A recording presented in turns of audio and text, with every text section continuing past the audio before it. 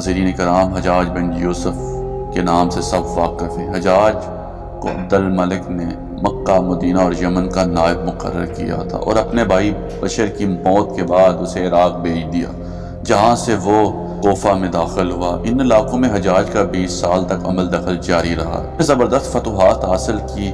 اس کے دور میں مسلمان مجاہدین چین تک جا پہنچے۔ دوستو، آپ کو یہ سن کر حیرانی ہوگی کہ وہ حجاج بن یوسف ہی تھا جس نے قرآن پاک پر اعراب لگوائے۔ اللہ تعالیٰ نے اسے بڑی شجاعت سے نوازا تھا۔ حجاج حافظ قرآن بھی تھا، شراب نوشی اور بدکاری سے بچتا تھا، مگر اس کی تمام اچھائیوں پر اس کی ایک برائی باری تھی، وہ تھی ظالم۔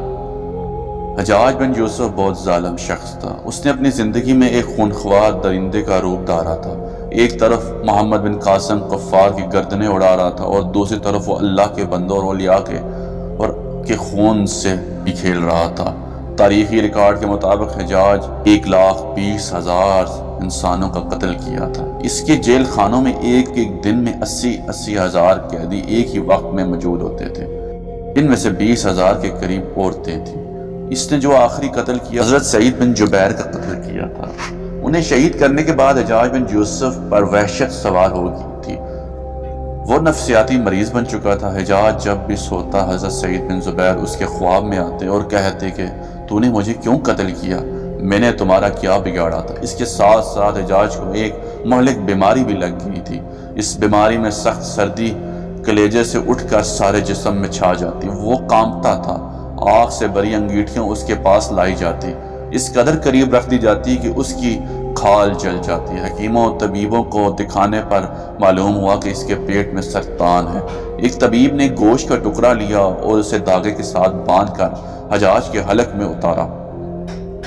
تھوڑی دیر بعد جب اس کا ٹکڑے کو باہر نکالا گیا تو اس ٹکڑے کے ساتھ کیڑے چپکے ہوئے تھے اور اتنی بدبو تھی کہ درباری اٹھ کر بھاگ کے طبیب بھی جانے لگا تو حجاج بولا، کیا تو کدھر جا رہا ہے؟ میرا علاج تو پورا کر کے جاؤ۔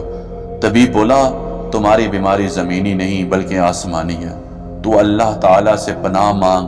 اور جب اس کا کوئی علاج نہیں رہا تو اس نے حضرت حسن بصری رحمۃ اللہ علیہ کو بلایا اور دعا کی درخواست کی۔ وہ حجاج کی حالت دیکھ کر رو پڑے اور فرمانے لگے، میں نے تجھے منع کیا تھا کہ اللہ کے نیک بندوں کے ساتھ ظلم نہ کرنا۔